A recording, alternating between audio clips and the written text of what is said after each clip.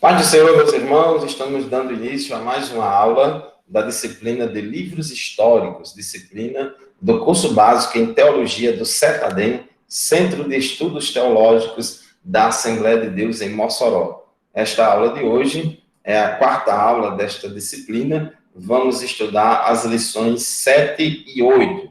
Lição 7, Avivamento e Regeneração, e a lição 8, Declínio e queda de Judá. Então, são essas duas lições que vamos estudar hoje. E na lição de número 7, Avivamento e Degeneração, ela está baseada aí no segundo livro dos Reis, capítulo 8, versículo 16, até o capítulo 18, versículo 16, e também dos capítulos 21 a 31 do segundo livro das Crônicas. Então, toda essa referência, todas essas referências bíblicas, né, que se referem à história aqui da lição de número 7. Né, e a lição de número 8, né, baseada em 2 Reis 18, capítulo 18 até o capítulo 25, e 2 Crônicas, capítulo 29, versículo 36. Lembrando daquele nosso quadro inicial que estamos mostrando a vocês, desde o primeiro dia de aula, os livros históricos é uma sequência de livros da Bíblia, no Antigo Testamento, que vai de Josué até Esther. Então, esse período aqui todo é subdividido em 3 épocas, em 3 períodos, de acordo com o tipo de governo lá de Israel. Então, no primeiro período, foi o período da teocracia, compreende os livros de Josué, Juízes e Ruth, que estudamos na primeira aula. Depois começa aí o grande período da monarquia com os livros de Samuel, os livros dos reis e os livros das crônicas. Hoje nós vamos, nesta aula 4, estudar aqui o final aqui desse período da monarquia, e na próxima aula, na quinta e última aula, vamos estudar o período do cativeiro, Esdras, Neemias e Esther. Lembrando, irmãos, sempre que a gente for estudar os livros históricos, principalmente essa parte dos reis de Israel e de Judá, é fundamental que a gente tenha em mente, que estude bastante esse gráfico. É muito importante que você se situe na linha do tempo, para saber em que época os fatos aconteceram, quais são os livros da Bíblia onde esses fatos são narrados, quem eram os profetas da época, se um fato aconteceu lá no Reino do Norte, quem era o rei que estava reinando no Sul, como é que estava a situação no Sul, como é que estava a situação no Norte, e assim por diante. Então, isso é fundamental para o aprendizado.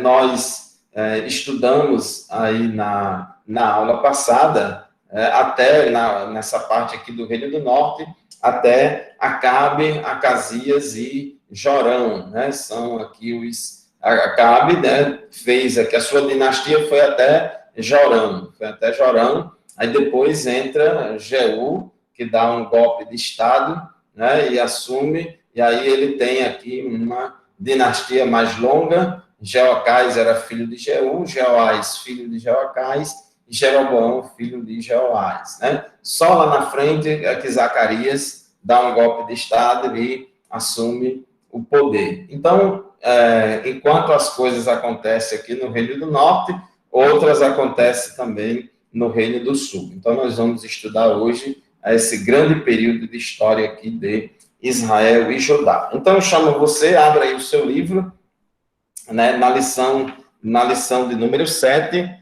né, na lição de número 7, é uma lição de 5 textos, então vai falar sobre Jeú. Então, Jeú, né, foi o rei, a pessoa que Deus levantou para reinar em Israel, tomando assim o poder da dinastia de Acabe. E Jeú foi usado por Deus para poder consertar um monte de besteira que Acabe e seus descendentes fizeram juntamente com Jezabel, e foi o rei usado por Deus para julgar e punir Acabe e sua descendência. Né? Depois, no texto 2, a gente vai falar sobre Joás, né? Joás, que era rei de Judá. Então, sempre que a gente estiver falando sobre um rei, a gente precisa saber se era rei lá em Israel, no norte, ou era rei em Judá, no sul. Então, Joás era rei no sul. Depois ele vai falar sobre, no texto 3, 3 reis medíocres, que são reis de Judá: Amazias, Uzias e Jotão.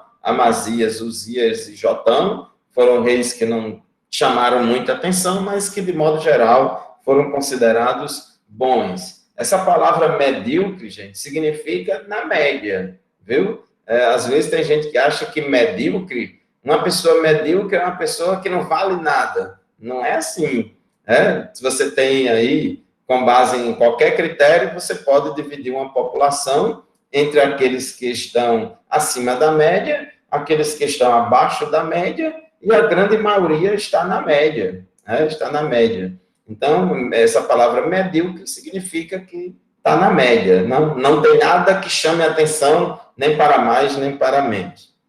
Texto 4, Acais, né, que era rei de Judá, foi um rei ruim, está aqui embaixo. E no texto 5, a queda das tribos do norte, né, que caiu em 722 antes de Cristo, tá certo? Então, nós vamos aqui abrir o nosso livro, né, no texto 1 da lição de número 7, Jeú, o rei zeloso. Então, Jeú foi a pessoa que Deus permitiu, né, que reinasse lá em Israel, no Reino do Norte, em Samaria, e foi a pessoa que Deus usou para trazer o juízo sobre Acabe, Jezabel e toda a sua descendência. Jeú, você sabe que o período de maior idolatria lá no Reino do Norte foi no período de Acabe, e que era muito influenciado pela sua mulher Jezabel, que era idólatra. E ele disseminou, né, Jezabel, com o apoio de Acabe, disseminou o culto a Baal em todo Israel, e quando Jeú assume o trono, assume o poder, Jeú, ele vai tentar desfazer, toda a besteira que Acabe e Jezabel fizeram. Vai desfazer aí os altares idólatras, vai tentar acabar com o culto a Baal, né? Ele vai fazer uma reforma religiosa na nação. Porém, irmãos, embora ele tivesse feito isso, e Deus mandou que ele fizesse, era para fazer mesmo, mas ele não buscou ao Senhor de todo o seu coração. Ele, como diz aqui na nossa lição, era uma religião, a religião de Jeú, era uma religião que não afetava, né, o profundo do seu ser. Ele era muito superficial, era muito religioso. Então, assim, tipo, trocou 6 por meia dúzia. Era muito ritualística, muito exterior, mas não era de coração. Então, ele não fez uma reforma religiosa tão profunda como deveria acontecer. Diz aqui no texto 1, os atos de Jeú. Por causa da prática tão generalizada da idolatria, Deus adotou uma solução extrema para salvar seu povo. Ele escolheu Jeú para ocupar o trono de Israel e destruir a família de Acabe.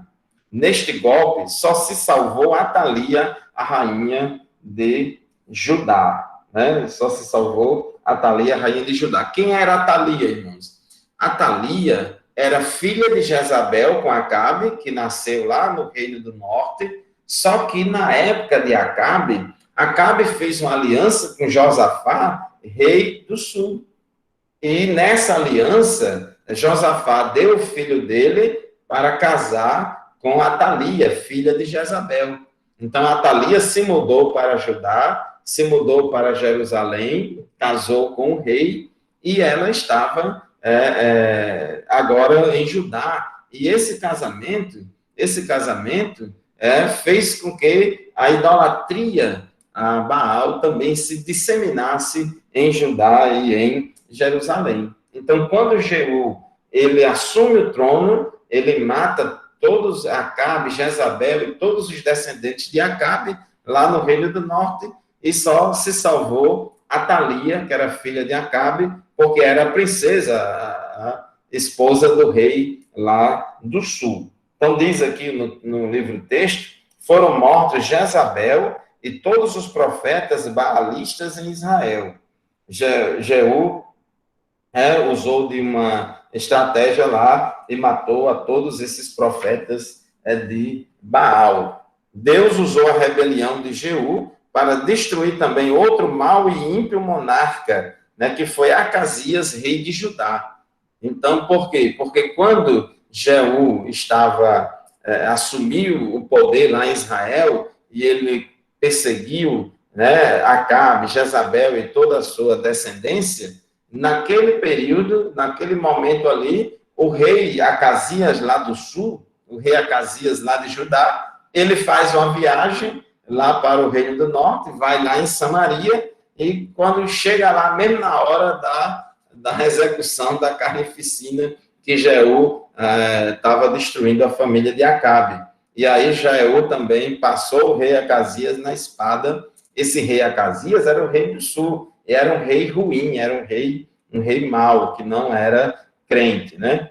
E, inclusive, a gente estudando isso aqui, é bom a gente entender, naquele gráfico que eu mostrei para vocês há pouco tempo, a gente vê que tinha dois Acasias. Tinha um Acasias, que era rei de Israel, foi o 8º rei de Israel, e tinha um Acasias, que foi o 6º rei de Judá. Né? Então, esse Acasias, que foi o 6º rei de Judá, era filho de Jeorão, portanto, neto de Josafá, né? E era filho de Atalia, né? Acasias era filho de Atalia com Jeorão. Foi justamente no reinado de Acasias que Atalia fez a mesma coisa que a mãe dela, Jezabel, tinha feito no norte, né? Atalia fez no sul, né? E promovendo o culto a Baal. Então, meus irmãos, embora Jeú fosse um rei zeloso, fez o que Deus tinha mandado fazer, às vezes você pode se assustar, mas Deus mandou matar. Irmãos, a lei de Deus no Antigo Testamento era que tinha determinados pecados que eram punidos com a pena de morte, com a pena capital. Por exemplo, homicídio era pena de morte, adultério era pena de morte, e a idolatria era pena de morte, feitiçaria tinha que ser punido com a pena de morte, porque Deus queria proteger o restante da nação desses pecados. Então, a idolatria era punida com a pena de morte. E Deus permitiu que Jeú fosse, vamos dizer assim, o carrasco, o executor da pena contra a família real. Então, houve ali um princípio de avivamento na época de Jeú, porque ele destruiu os altares a Baal, matou os profetas de Baal, tudinho, mas só, irmãos, que foi um negócio meio trocar 6 por meia dúzia, né? Como às vezes acontece na política, às vezes o povo sai da extrema esquerda, vai para a extrema direita, ou vai da extrema direita, vai para a extrema esquerda, na verdade, uma coisa é igual a outra pelo avesso, né? Então, Jeú não foi muito longe. Jeú, ele reinou um certo tempo lá em Israel, no Reino do Norte, e ele fez uma dinastia até prolongada, porque depois de Jeú, os seus descendentes reinaram. Então, veio, na sequência de reis lá do norte, Jeú, depois o seu filho Jeoacás assumiu o poder, que passou o trono para Jeoás, filho dele. Depois, Jeoás passou o trono para Jeroboão II, né, filho de Jeoás, e depois para Zacarias. Então, a dinastia de Jeú reinou lá em Samaria, no norte, por um período de aproximadamente 100 anos, né? 100 anos. Então, foi um período bem longo. Foi a dinastia que mais tempo passou no poder lá em Samaria, foi a dinastia de Jeú. Porque lá em Samaria era muito comum os golpes, né, de Estado, né, dava o golpe, tomava o poder, tomava o trono e assim por diante. Alguma pergunta, irmãos? Alguma dúvida até aqui? Texto 2. Joás, o rei escondido. Irmãos, Joás ele foi rei em Judá. Joás foi rei em Judá. Ele era filho de Acasias, né? Esse Acasias que era um rei ruim lá de Judá. Então, durante a época de perseguição, a idolatria israelita empreendida por Jeú, lá no Reino do Norte, Acasias de Judá foi fazer uma visita lá em Samaria e acabou morto, né, no massacre. Atalia, né, a cruel filha de Jezabel, né, lembra que Atalia, que era filha de Jezabel, ela foi dada, né, por esposa ao filho de Josafá, e ela foi ser princesa lá em Jerusalém, no Reino do Sul, né, e através desse casamento, ela disseminou a idolatria lá em Jerusalém. Então, como Acasias morreu, né? Acasias morreu, e Acasias era, deixa eu olhar aqui, Acasias era o neto de Atalia ou Atália, né? Porque Atalia, né, ela casou com Jeorão, né? Acasias era filho deles, Acasias era filho de Jeorão com Atalia, e Joás vai ser o neto de Atalia, né? Joás vai ser o neto de Atalia. Então, o que é que acontece? Quando Jeú, ele mata, né, o Acasias, quando Jeú mata Acasias, o trono de Jerusalém, né, fica, por um momento, sem rei. Então, a Atalia, o que é que ela fez? Atalia, que era a mãe de Acasias, que foi morto. Atalia, ela mata, né, os filhos de Acasias, ela mata seus netos, sobrinhos e toda a família real, descendente de Davi, ela mata todo mundo, né, e para poder assumir o trono, para poder assumir o poder. Só que nessa empreitada dela, ela não conseguiu exterminar 100% da família real, dos descendentes de Davi, porque o sacerdote Joiada e a sua esposa, eles esconderam a Joás. Joás era descendente de Davi e era uma criança muito pequena, se não estou enganado, 6 anos, né? 6 anos, era muito pequena, uma mulher devota escondeu a criancinha, né, que era Joás, que era neto de Atalia, né? No quarto do palácio, e depois a levou ao templo, onde ela e seu marido, o sacerdote Joiada, criaram-na até a idade de 6 anos. Ele era muito novinho, na verdade era de colo, e foi criado até a idade, né, de 6 anos, né, pelo sacerdote Joiada. Escondeu ele lá, né, e era o único descendente real. Enquanto isso, Atalia, irmãos, reinou em Israel. Foi a única rainha que reinou no trono de Jerusalém, foi Atalia. E essa Atalia, ela ainda foi pior do que a sua mãe Jezabel, porque ela matou seus descendentes, parentes, matou todo mundo, né, para poder se firmar no poder. Só que esse bebê aí, o bebê Joás, foi escondido e o sacerdote criou ele. Quando Joás atingiu a idade de 7 anos, então o sacerdote Joiada, né, fez lá toda uma estratégia para poder apresentar a Israel o descendente real, né, que não morreu, que escapou, e assim o povo, irmãos, aceitou. Então, Joás diz aqui o rei escondido, porque ele, bebezinho, ele foi escondido na casa do sacerdote Joiada. E assim, quando ele completou 7 anos, Joiada apresentou ele ao povo lá no templo. O povo exaltou o rei, né, o novo rei, embora fosse uma criança de 7 anos. E a rainha Atalia, quando viu esse barulho, essa zoada, essa festa, essa comemoração, ela foi lá para ver o que estava acontecendo. E assim, irmãos, o povo se revoltou contra Atalia, porque ela era uma rainha cruel, ela matou todos os descendentes de Davi para poder assumir o trono. E assim, irmãos, você veja que essa ação de Atalia colocou em risco o cumprimento da promessa de Deus, de que não faltaria descendente a Davi para reinar em Jerusalém. Só que Deus está no controle de todas as coisas e não deixou que isso acontecesse, preservando aí a vida desse bebê Joás. E aí, quando ele tem 7 anos, ele assume o trono de Israel, e nesse novo governo agora de Joás,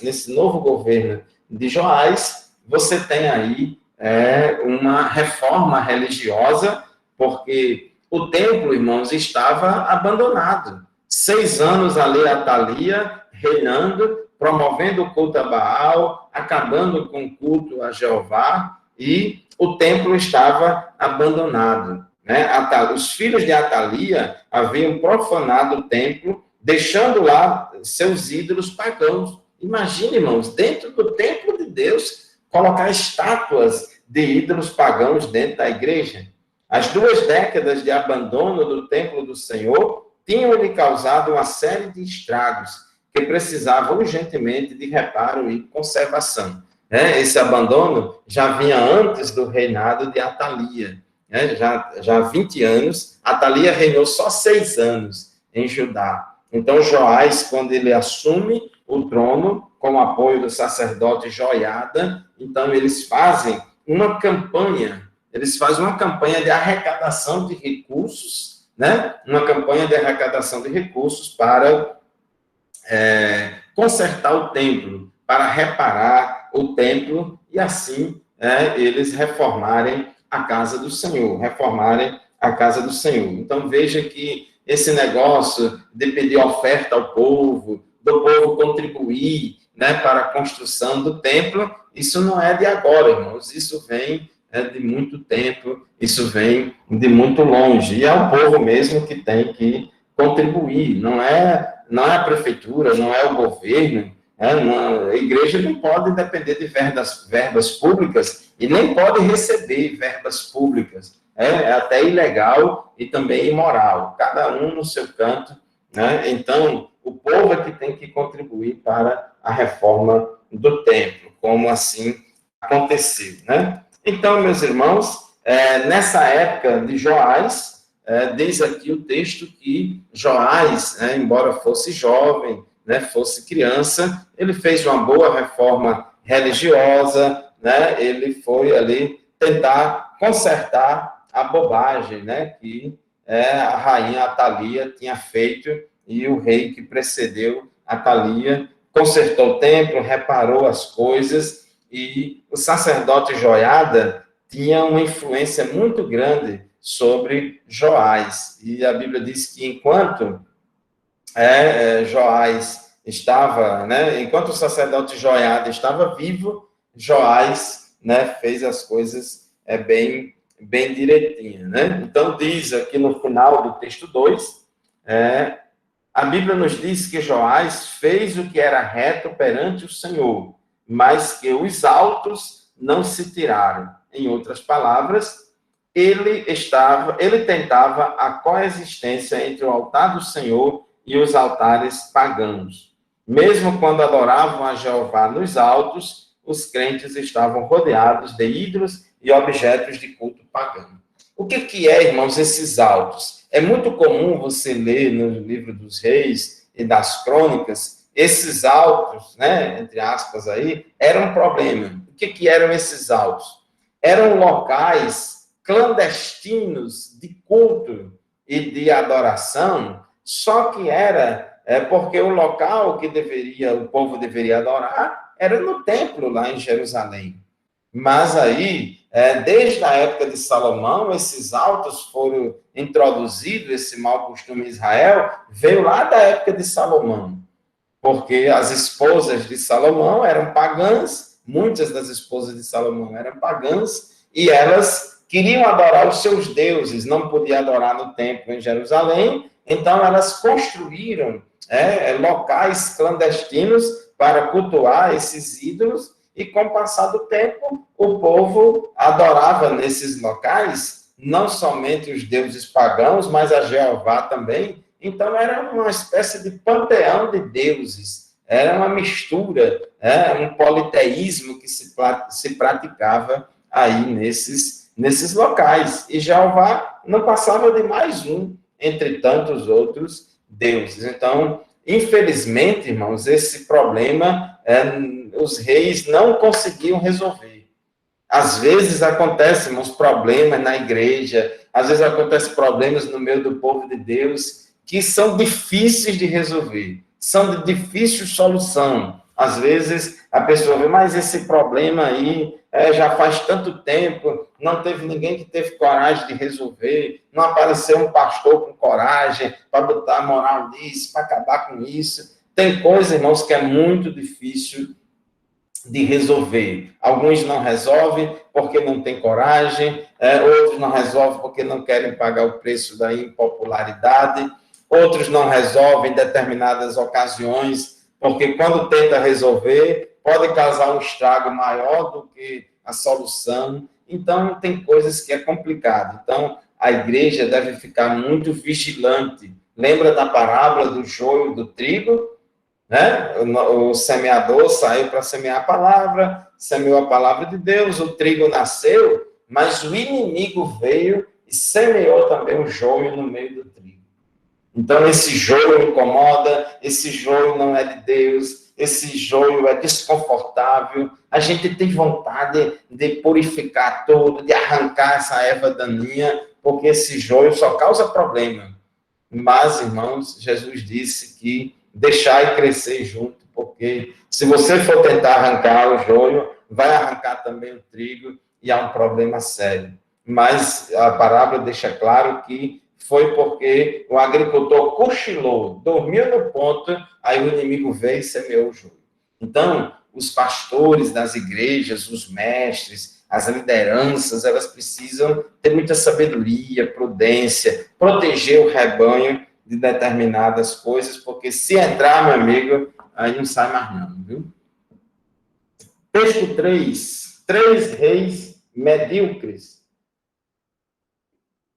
Esses 3 reis medíocres, como eu falei, era na média, né? Não tinha muita coisa que chamasse a atenção.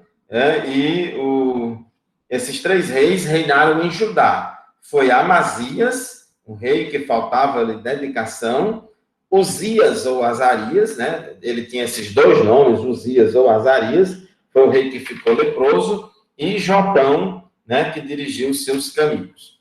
Amazias, irmãos, fez o que era reto ao Senhor, porém não com inteireza de coração. Observe como a Bíblia chama atenção para esse fato. Irmãos, Deus nos avalia não somente por aquilo que a gente faz, mas também pela motivação que está por trás daquilo que a gente faz ou deixa de fazer, né? Então, a gente precisa ser devotado completamente ao Senhor. No caso de Amazias, em vez de depender de Deus, ele contratou soldados mercenários para defender Judá. Estava muito secularizado, né? E deixando de confiar em Deus. A obediência a Deus sempre paga dividendos mais altos que qualquer benefício ganho por desobediência, mesmo que haja alguma perda inicial. Então, é melhor, irmãos, obedecer, é melhor andar na verdade, é melhor andar no caminho da obediência. Você pode sofrer alguma coisa temporariamente, aqui e agora, mas depois vem a recompensa. Amazias acabou rejeitando a Deus e entregando-se à idolatria. Deus ficou tão indignado com isso que permitiu que uma parte de Jerusalém fosse destruída por Israel, pelo reino do norte, e que o rei Amazias fosse assassinado pelos seus próprios soldados. Então, Amazias, ele foi bom, fez alguma coisa boa, mas ele não era de coração. Essa devoção dele não era de coração, e depois botou as unhas de fora, né, praticando muita idolatria. Deus ficou muito indignado com isso e permitiu que os seus próprios soldados o matassem né? E assim ele morreu. Isso é uma coisa muito rara, era mais comum no Reino do Norte, mas é muito rara no Reino do Sul.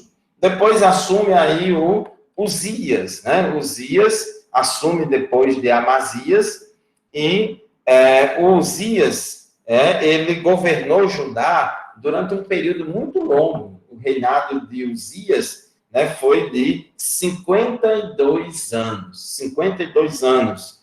E ele reinou Judá numa chamada Idade de Ouro. Foi um período de muita prosperidade.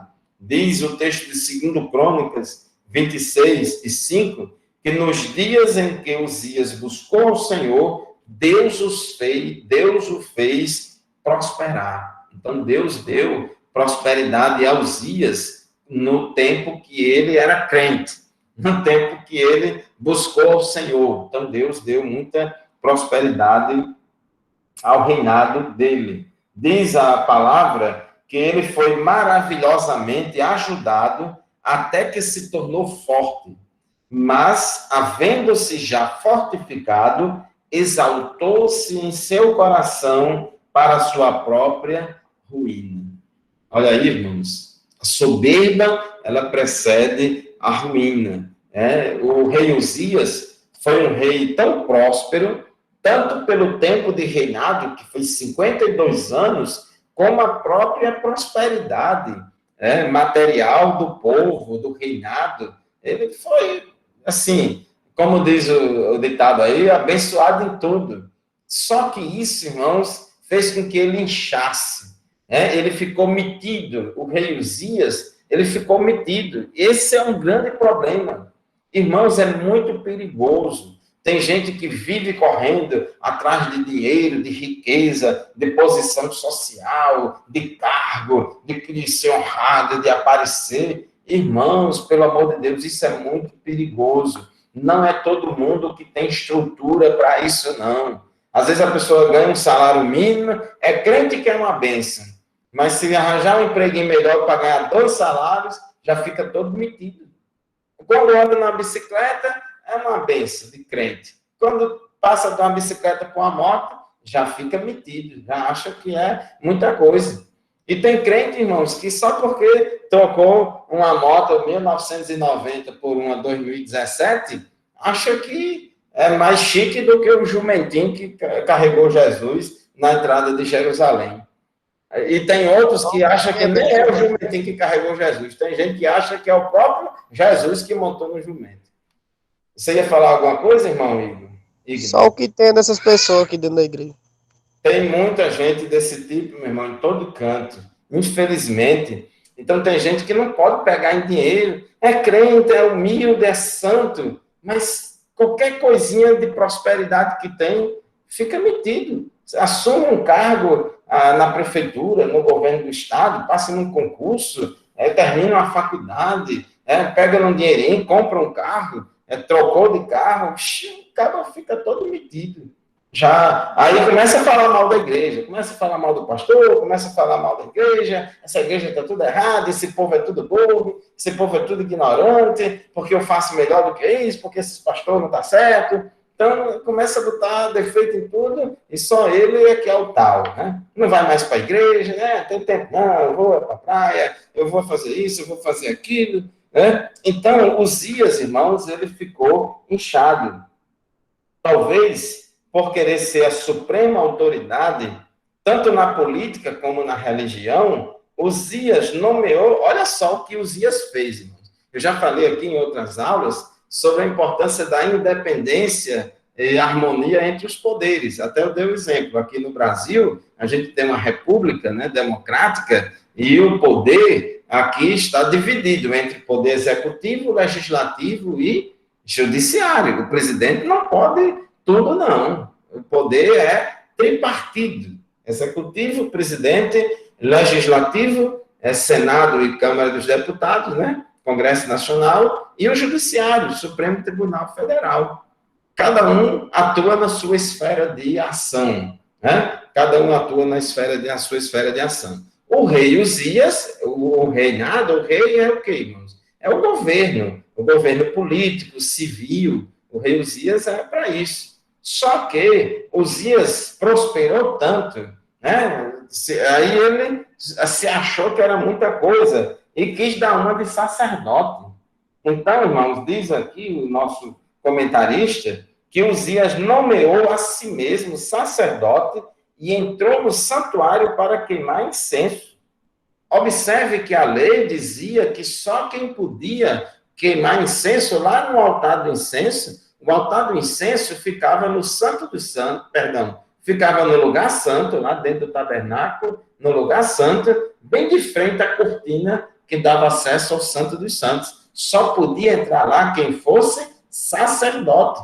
Mas esse rei Uzias, ele parece que esqueceram da história de Saul. Lembra de Saul, que foi rejeitado como rei? Por quê? Porque ele foi oferecer sacrifício no lugar de Samuel.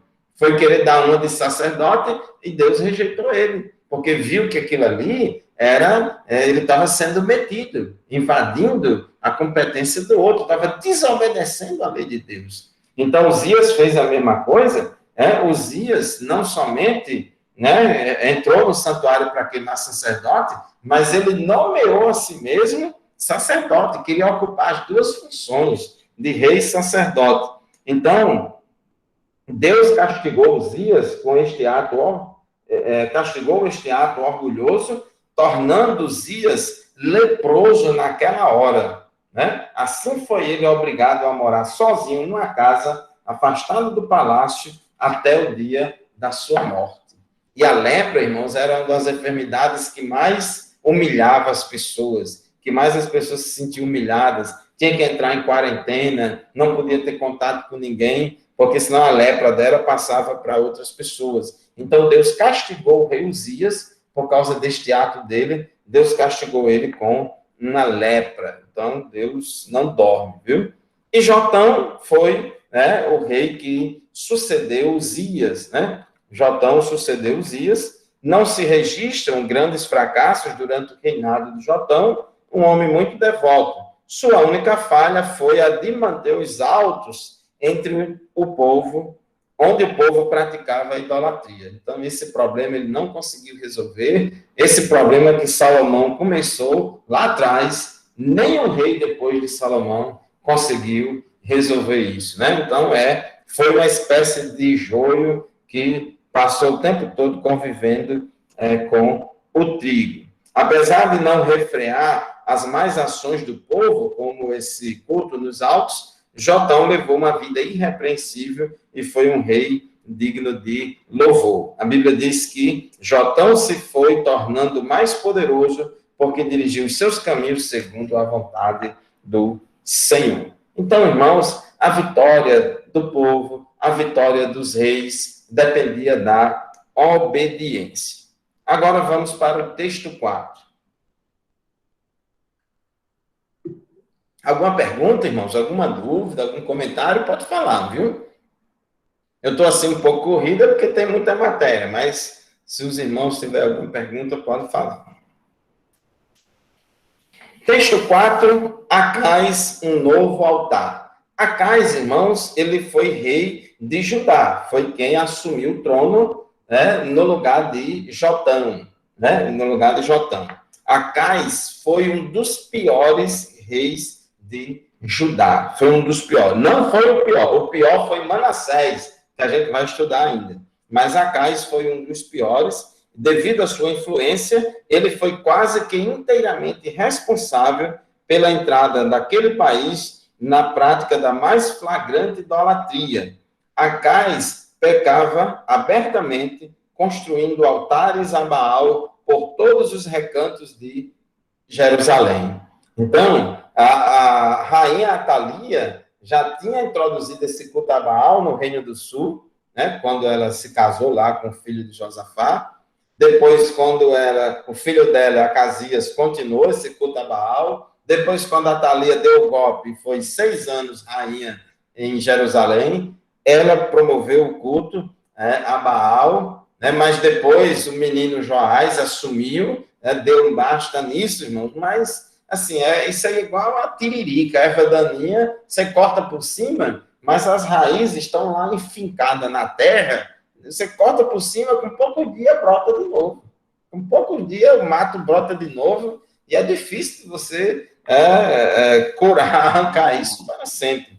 Então, na época de Acais, ele deixou o mato da idolatria de Baal crescer. Então, ele estava terrível. Vê-se a extensão da sua imoralidade no ato dele sacrificar alguns dos seus próprios filhos ao deus Moloque. Esse Moloque, né, era um deus pagão, era um ídolo amonita, que era uma estátua em que ele tinha uma barriga grande, aqui como fosse um saco, como de um canguru, um saco grande aqui na barriga, um buraco, e ali colocava o bebezinho, bebê de colo, de que ainda mamava, né? Colocava ali dentro e metia fogo, irmãos, e queimava e sacrificava a criança a Moloque. Então, esse rei Acais, ele praticou esse tipo de ritual pagão de sacrificar crianças, né, ao diabo, né? Por causa da maldade de Acais, Deus entregou seu reino em mãos da Síria e de Israel, Israel, o reino do norte, para que fosse devidamente castigado. E nessa época, profetizava o profeta Isaías, né? O profeta Isaías começou o seu ministério na época de Acais. Isaías e Miqueias profetizaram no Reino do Sul e eles começaram a profetizar na época do rei Acais. E Isaías, né? A mensagem de Isaías era que Judá iria sofrer sério combate e que seria parcialmente destruída. O profeta adiantou mais, que Deus, a seu tempo, combateria por Judá contra a Síria e Israel. Então, Deus ia permitir, né, que, por causa do pecado de Acais e de todo o povo, né, porque, irmãos, o povo é um reflexo da sua liderança e a liderança é um reflexo do povo. O povo tem o governo que merece, né? Então, um influencia o outro. E Deus permitiu esse ataque, né, da Síria lá no norte, Damasco, capital Damasco. Então, eles atacaram Judá, né, foi um estrago muito grande. Apesar do justo castigo operado por Deus, Acais não se arrependeu de seus pecados. Irmãos, é terrível, viu? Tem gente, aquele ditado, o mesmo sol que amolece a manteiga também endurece o barro. O mesmo sol que amolece a manteiga endurece o barro. O seu coração é de manteiga ou de barro?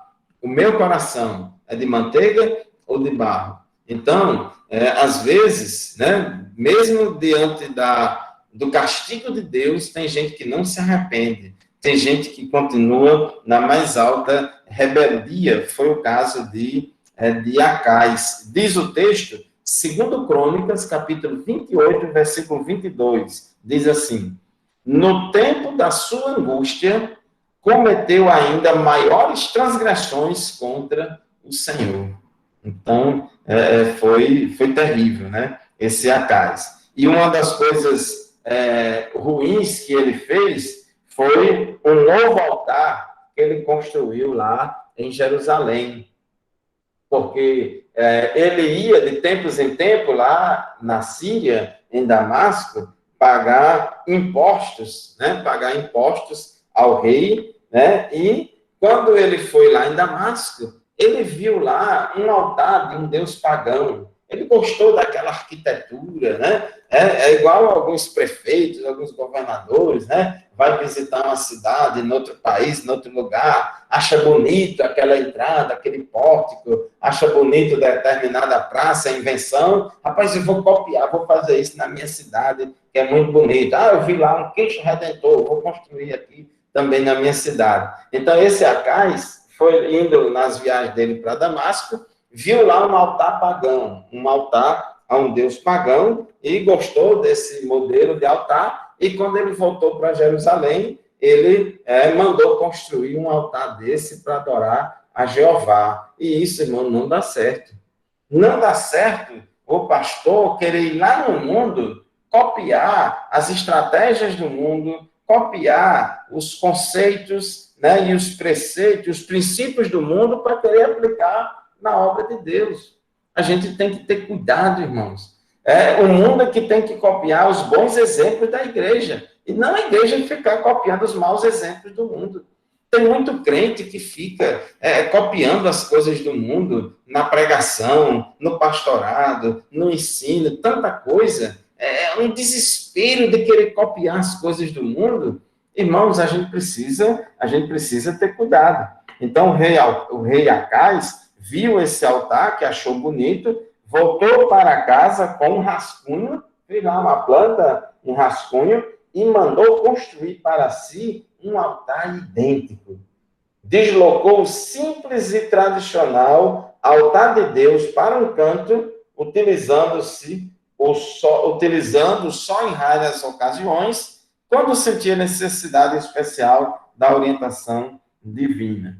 O novo altar, muito vistoso, simbolizava a condição do coração de Acais.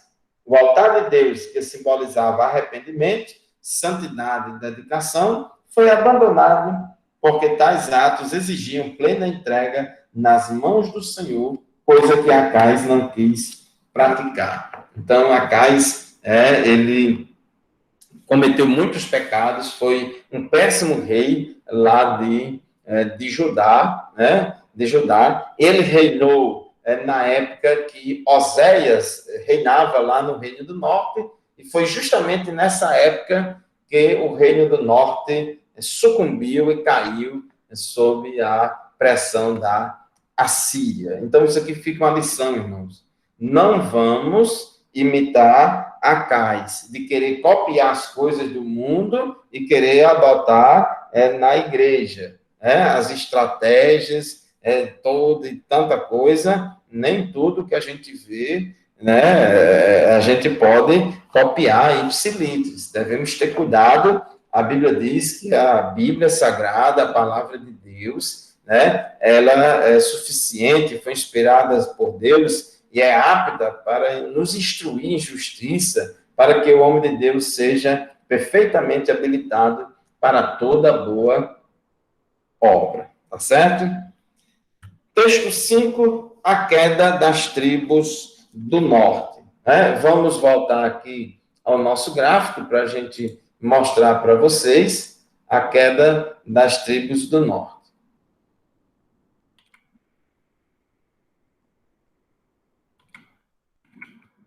Olha aqui na nossa figura, na nossa figura aqui, Jeú, quando assumiu o trono no lugar de Jorão, ele destruiu a família de Acabe, e aí os seus descendentes reinaram, Joacás, Joás e Jeroboão, e depois veio reinados de períodos curtos, com Zacarias, Salum, Menahem, Pecaías, Peca e Oséias. Observe aqui, irmãos, que tinha o último rei que reinou em Samaria, no norte, o nome dele era Oséias. E foi também na época em que profetizou o profeta Oséias. Observe aqui, que o profeta Oséias, profeta Amós, profeta Jonas, profeta Eliseu, profeta Elias, profeta Aías. Todos esses profetas profetizaram no Reino do Norte. Aqui são os profetas que profetizaram no Reino do Sul. Então, quando você estiver lendo os profetas, você tem que procurar saber se aquele profeta profetizou lá para o Reino do Norte ou se profetizou lá para o Reino do Sul. Então, irmãos, todos os reis que reinaram aqui em Israel, por isso que o gráfico aqui está tudo em cor verde, foram reis maus. Nenhum prestou, nenhum foi fiel a Deus. Todos eles incentivaram a idolatria. Tinha época que era mais, tinha época que era menos, mas todos eles incentivaram a idolatria. Jeroboão já começou o reinado com aqueles 2 bezerros de ouro, um em Dan e outro em Betel. E a coisa só fez piorar na época de Acabe, com o apoio da sua esposa Jezabel, introduziu uma nova idolatria em Israel, que foi o culto a Baal, e só foi crescendo esse culto a Baal, embora Jeú tivesse dado um basta nesse culto a Baal, mas não eliminou completamente a semelhança de algumas ervas daninhas. A gente corta as folhas em cima, mas a raiz, a batata da planta está lá embaixo da terra e volta a brotar de novo, né? Então, os reis do norte, o povo do reino do norte nunca fez, assim, se converteu plenamente ao Senhor, de modo que em 722 antes de Cristo, Deus permitiu que a Síria, cuja capital é Nínive. Sabe qual é o país, irmãos, que hoje o país, né, que antigamente era chamado de Assíria, é o Irã. Né? O Irã são os persas, né? A Assíria é o povo persa, né, cuja capital era Nínive. Então, eles invadiram o Reino do Norte, derrubou o Reino do Norte, levou o povo cativo. Nessas estratégias, eles pegavam as lideranças, família real, as lideranças, formadores de opinião, população economicamente ativa, força de trabalho para trabalhar como escravo. Então, eles levavam esse povo, e ele levou esse povo e espalhou esse povo em diversas nações pagãs, justamente para dificultar, né, que eles retornassem e dificultar que eles se reunissem de novo e pudessem se rebelar. E ficou um remanescente de judeus ainda no Reino do Norte, pouca gente, porque eles não levavam criança, não levavam velhos, não levavam pessoas doentes, deixava na terra. Aí a Síria trouxe pessoas de outras nações, de várias nações estrangeiras, trouxe lá para Israel. E o que aconteceu, irmãos? O povo de Israel já era um povo que estava já, desde o início, mergulhado na idolatria. Aí vem esse povo de várias nações estrangeiras, também cada um trazendo a sua religião, a sua idolatria, os seus deuses, e aí, irmão, deu uma mistureba grande. Foi uma misturada grande de judeus com pessoas de outras nações, e foi aí que deu origem ao povo chamado samaritano.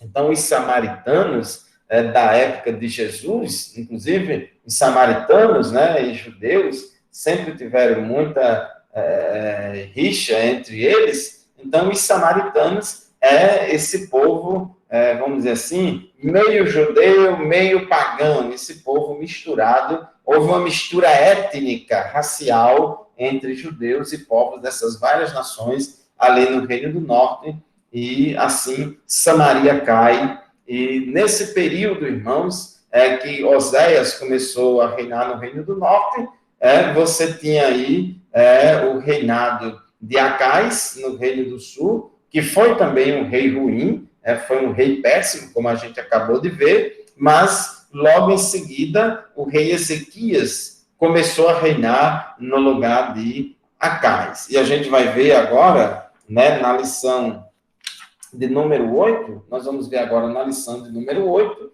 que essa lição 8 vai se ocupar agora desse período aqui da história do Reino do Sul, do Reino de Judá, que vai de Ezequias até Zedequias. Então, Ezequias assume o trono, ele era filho de Acais, o pai dele era ruim, mas ele assume o trono, e Ezequias era um homem de Deus, era um homem de fé, e ele faz um excelente trabalho e buscou um avivamento, incentivou o povo a buscar o Senhor, e Deus, irmãos, poupou o Reino do Sul também de ser levado cativo para a Síria. Então, a Síria só destruiu o Reino do Norte.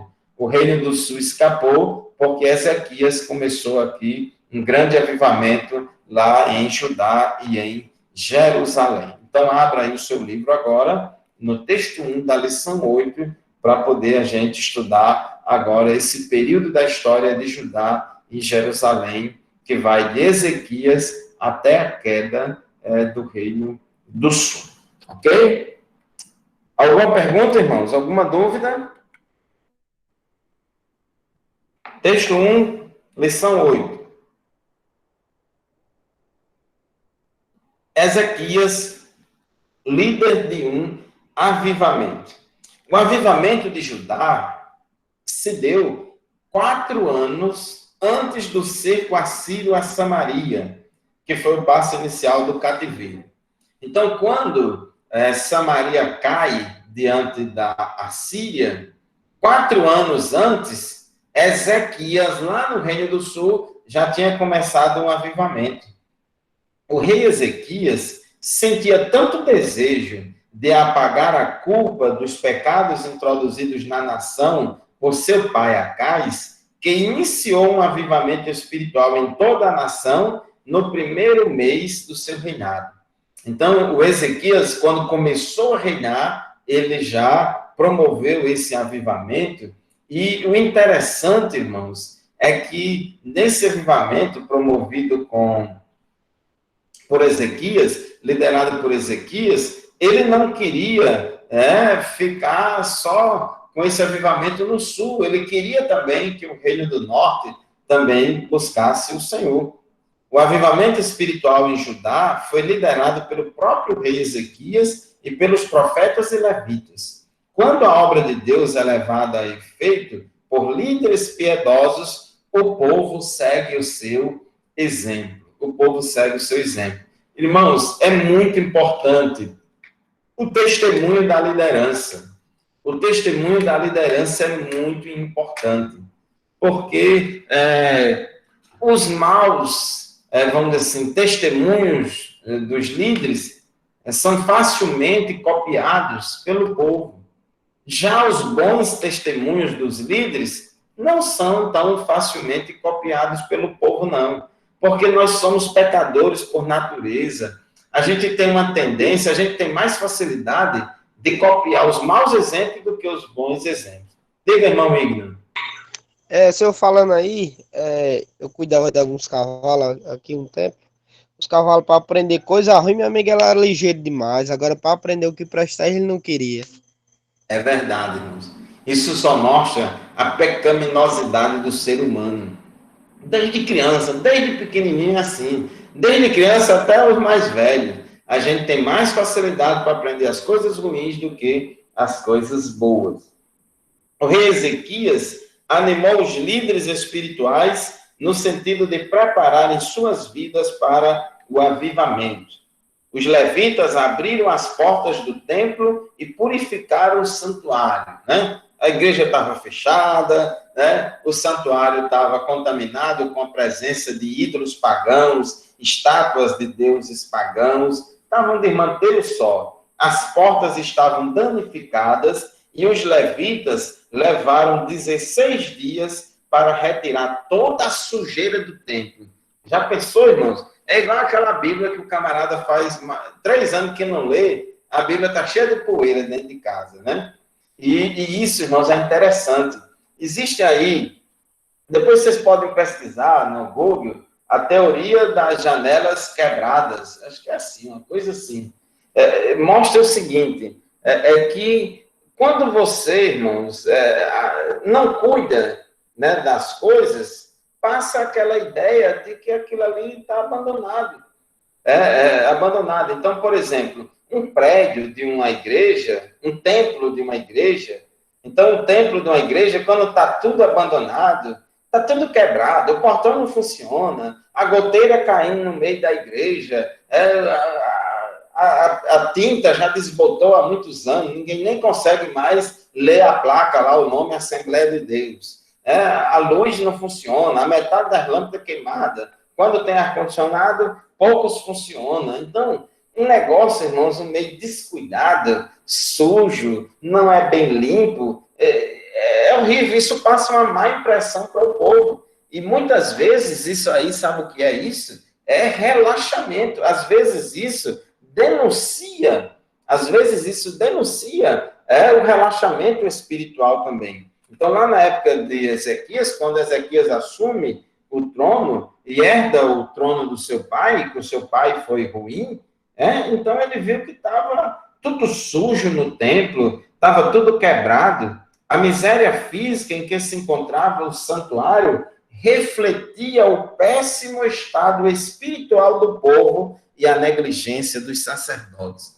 Você está lá numa igreja, dirige uma igreja, aí lá tudo bagunçado, é cheio de poeira, tudo acabado, tudo desorganizado, tudo virado de perna para o ar. Aí chega um visitante lá, irmão, chega lá, vê um negócio daquele. Meu irmão, você pode ter o discurso mais bonito que tiver. Você pode ser um pregador eloquente, pregar com muita sabedoria. Mas o povo vai ver aquele negócio, misericórdia, vai se assustar. Não vai acreditar na sua mensagem. Não vai acreditar na sua mensagem. Agora, uma coisa arrumada, né? Pode ser pobre, pode ser simples. Não precisa. Eu não estou aqui defendendo a ostentação, não. Não estou defendendo a ostentação. Jesus nasceu numa estribaria, numa manjedoura. Não estou defendendo a ostentação, porque o templo que Deus habita é o nosso coração. Mas, irmãos, as coisas de Deus não podem ser tratadas com relaxamento. Tem que organizar. Pode ser pobre, simples, mas de forma decente, arrumada, limpinha. Né? A cortina do púlpito pode ser até que seja velha, faz 15 anos, mas se ela estiver limpa, é uma bênção. O banco pode ser, não pode ser muito chique, mas se estiver direitinho, dá gosto, dá gosto. Então, muitas vezes, é como diz aqui, ó, a miséria física em que se encontrava o santuário refletia o péssimo estado espiritual do povo e a negligência dos sacerdotes. Então, Ezequias, ele promove esse avivamento, promove esse conserto e manda que seja feita a reparação do templo, uma reforma, né? Porque tudo, irmãos, tem que cuidar. A segunda lei da termodinâmica não perdoa ninguém. Com o passar do tempo, tudo vai se acabando. Até a gente vai ficando velho, né? Tudo vai, mesmo que você não use, até a casa fechada, com o tempo você acaba tudo. Então, não perdoa ninguém a segunda lei da termodinâmica. Então, tem que estar mantendo, tem que ter manutenção, tem que zelar, tem que cuidar, né?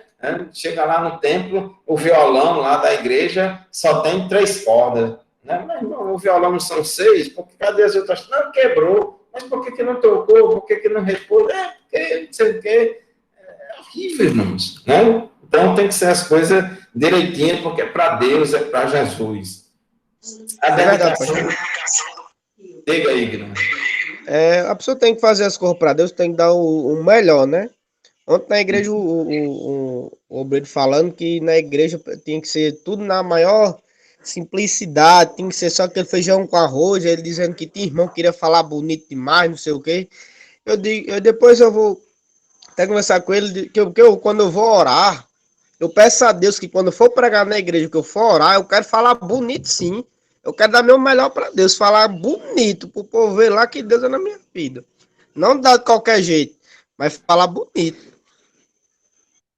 Irmãos, a gente tem que ser autêntico, ser original. Se o irmão tem, se você tem um bom português, vamos falar no bom português. Se o irmão é pouco letrado, não sabe falar um português mais refinado, né, também não vamos ignorar, porque é assim que o nível de conhecimento, de estudo dele é dessa forma. E Deus tanto usa um como o outro.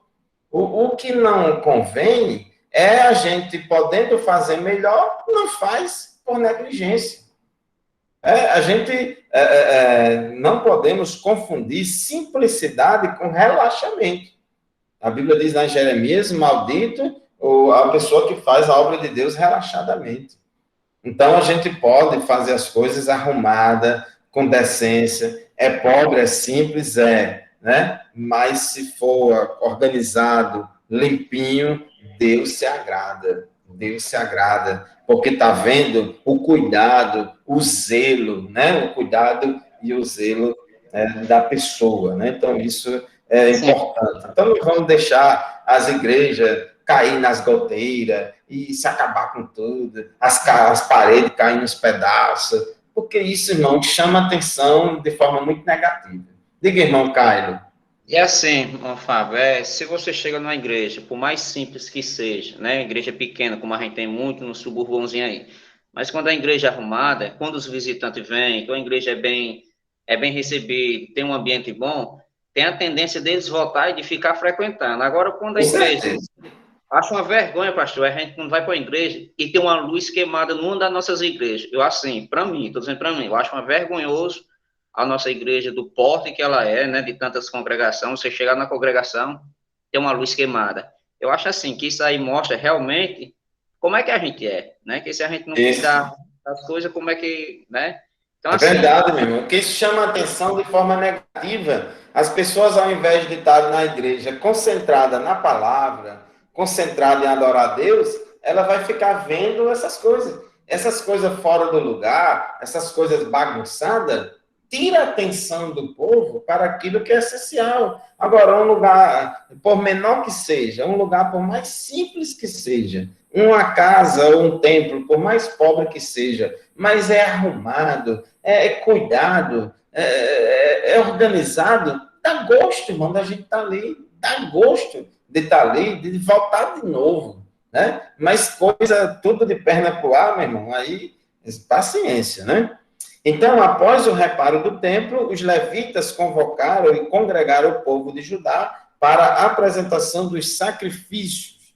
Os primeiros sacrifícios foram feitos pelos pecados nacionais, né? Eles pediram perdão, se arrependeram diante de Deus, depois fizeram sacrifícios em ações de graças, agradecendo a Deus. É interessante aqui, primeiro, pediram perdão pelos seus pecados, depois agradeceram, né, as bênçãos de Deus, né? Às vezes, irmãos, a gente acha, não, vamos só louvar, adorar, louvar, e às vezes, irmãos, falta mais contrição, falta mais arrependimento, falta mais confissão de pecados. Às vezes a gente fica muito de nariz empinado diante de Deus. Então a gente tem que se apresentar diante de Deus com humildade, reconhecendo, fazer a oração do publicano e não a oração do fariseu. O fariseu se apresentou diante de Deus, batendo no peito, achando que era alguma coisa, apresentando para Deus a sua folha de serviço prestado ao reino de Deus, porque era isso, aquilo outro, até dizimista era. E o pobre lá do publicano, o publicano, embora fosse gente de dinheiro, viu, irmãos? O publicano era funcionário público que ganhava bem na época. Mas o publicano entrou na presença de Deus, foi orar, né? Reconhecendo o seu pecado, batia no peito e dizia, eu não tenho nem coragem de olhar para o céu, tem misericórdia de mim porque sou pecador. Então, é isso que Deus quer mais de nós, sabe? Segundo Crônicas 7,14, se o meu povo, que se chama pelo meu nome, se humilhar e orar, buscar a minha face, se arrepender dos maus caminhos, então eu ouvirei dos céus, perdoarei os seus pecados e sararei a sua terra. Então, tem pouco crente querendo essas coisas, e tem muito crente querendo brigar com a cultura, brigar com os políticos, brigar com as leis, brigar com não sei o quê, exigir os meus direitos, vamos fazer um movimento, não sei o quê. Tem muito crente querendo entrar nessa onda de ativismo político, entrando nessa onda de polarização, de ódio que está existindo no Brasil, esquerda, direita, Bolsonaro, Lula, não sei o quê. Meu irmão, cai fora disso. A gente precisa mais de arrependimento, de confissão de pecado, de oração, de confiar no Senhor, né? E não perder a visão celestial. A Bíblia diz, olhando firmemente para Jesus, autor e consumador da nossa fé. O avivamento lá em Judá, em Jerusalém, liderado por Ezequias, irmãos, foi tão maravilhoso, e diz aqui o nosso comentarista, que Ezequias não se contentou com o fato de que somente Judá fosse beneficiado com o avivamento. Ele sentiu a necessidade de proporcionar às tribos do norte, né, a Israel, lá no Reino do Norte, a mesma oportunidade de se voltarem ao Senhor. Ezequias, irmãos, fez cartas, mandou cartas para o rei Oséias, lá do norte, né, dizendo, né, o Senhor, vosso Deus, é misericordioso e compassivo, e não desviará de vós o rosto, se vos converterdes a ele. Busque a Deus, do mesmo jeito que Deus está operando aqui em Jerusalém, ele pode também operar em Samaria, né? Busque a Deus, que Deus vai perdoar vocês e tal. Mas, irmãos, as cartas de Ezequias foram recebidas lá no Reino do Norte pelo rei Oséias com desdém. Ficaram foi mangando dele, né? Diz aqui o comentarista que as cartas foram recebidas com desdém e o convite, ridicularizado pelas tribos do norte. Uns poucos indivíduos, porém, humilharam-se e voltaram-se para Deus. Poucas pessoas deram ouvidos, né? E assim, irmãos, o Reino do Norte não quis, né? Vamos dizer assim, entrar naquela mesma onda de Ezequias, de buscar o Senhor, de avivamento, de arrependimento, e o Reino do Norte caiu, como a gente já falou agora, no ano 722 antes de Cristo. Texto 2, continua aqui o reinado de Ezequias. No texto 2, diz aqui, Ezequias, um homem de fé. Um homem de fé. Se algum obreiro pensar que o homem que serve a Deus não pode sofrer dificuldades nem problemas de saúde, deve estudar a vida de Ezequias. Isso aqui é interessante, irmãos, porque tem uma doutrina aí muito propagada pelas igrejas neopentecostais, como Igreja Universal, Igreja da Graça, Igreja Mundial, e alguns crentes assembleanos pipa voada, né, chamada de teologia da prosperidade. Essa teologia da prosperidade diz que se você é crente, está em comunhão com Deus, você tem que exigir de Deus a bênção, a vitória, porque é só determinar, é só falar que vai acontecer, repreende o inimigo, faça a campanha, compra aqui essa receita de bolo, que vai dar tudo certo e seus problemas acabaram. Isso aí, irmãos, é um engano. E tem gente que acha, Deus chama ele para fazer uma obra, ele começa a fazer a obra, na primeira dificuldade que surge, aí ele fica questionando, porque não sei o quê e tal, acha que crente não sofre, acha que obreiro não sofre. Irmão, a rapadura é doce, mas é dura, não é mole não. Então, com dificuldade mesmo. Muito mais luta passou Jesus. Muito mais luta passou Jesus e ele não era pecador, não. Então, Ezequias foi um líder de um grande avivamento, um rei que conseguiu levar toda a nação ao avivamento, né? E era um homem de fé consagrado a Deus, mas teve problema, ele passou por lutas. Veja aqui, 2 Crônicas, capítulo 32, versículos 1 e versículo 24.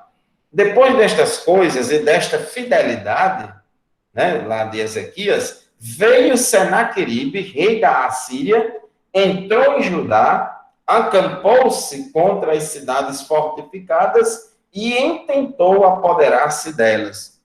A Assíria já tinha derrubado o Reino do Norte, já tinha destruído o Reino do Norte. Agora a Síria marcha em direção ao sul, né, dizendo, bom, já derrubei 10 tribos, agora só falta 2. Vou derrubar Judá e Jerusalém também. Né? E assim se levantou contra o rei Ezequias. Aí, mas rapaz, um avivamento, Deus operando e passando luta. Meu irmão, a gente experimenta mais milagre de Deus diante das lutas do que sem luta, viu? Diante das lutas, Deus faz maravilhas, como disse Paulo, né? Jesus disse a Paulo, Paulo, a minha graça te basta, porque o meu poder se aperfeiçoa na fraqueza. Naqueles dias, adoeceu Ezequias mortalmente. Está aí, irmãos, um homem de Deus, né? Liderando um grande avivamento, passou esses 2 perrengues aí. Primeiro, a nação inimiga, a Síria, vem e cerca Judá e quer destruir Judá, assim como destruiu Israel. Mas eu não estou fazendo a vontade de Deus, eu não estou no centro da vontade de Deus, porque essa luta? Irmãos, tem luta. Nesse mundo tereis aflições. Jesus disse, nesse mundo tereis aflições. Bem-aventurados sois vós, quando vos injuriarem, vos perseguirem e mentindo, disserem todo o mal contra vós por minha causa. Exultai-vos e alegrai-vos, porque grande será o vosso galardão nos céus, porque também assim perseguiram aos profetas, os vossos pais, que foram antes de vós. E aí, como se isso não bastasse, esse problema aí no governo, essa ameaça de invasão da Síria, né, invadiu o Reino do Sul, além disso, ainda teve o problema da doença de Ezequias.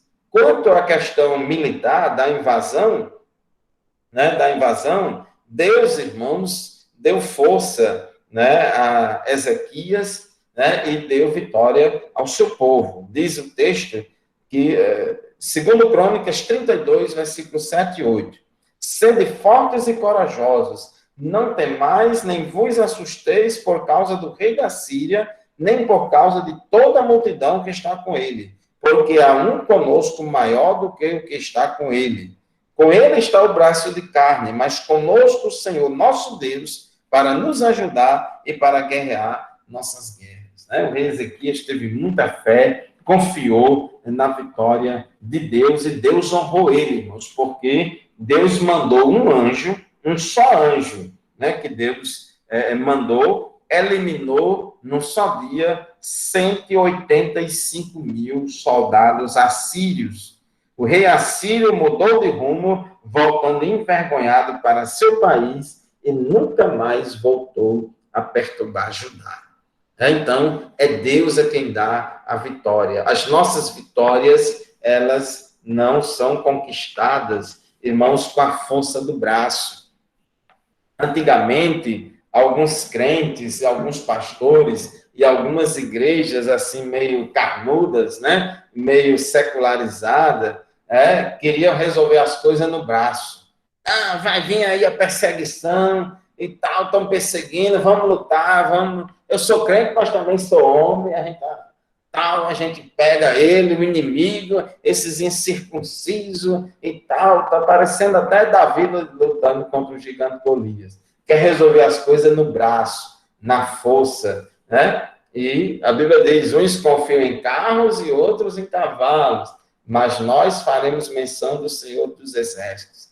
Hoje em dia, né, tem muitos que não mais querem usar essa força física, quer usar as leis. Vamos fazer leis na Câmara Municipal, vamos fazer leis na Assembleia Legislativa, lá em Natal, vamos fazer lei no Congresso Nacional para poder a igreja ter a vitória. Tudo vamos resolver através do ativismo judicial, parlamentar, e vamos eleger muito crente, e vamos botar crente em todos os níveis do poder legislativo, executivo, judiciário. É a teologia do domínio, sabe? É você botar crente em tudo quanto é cargos na sociedade, para esses crentes redimir a igreja e proteger a igreja e o povo de Deus. Irmãos, isso é secularismo, é deixar de confiar no Senhor para confiar no homem, né? Então, antes usava a espada, agora quer usar as leis. Então, a gente precisa confiar mais em Deus, precisa confiar mais no Senhor e buscar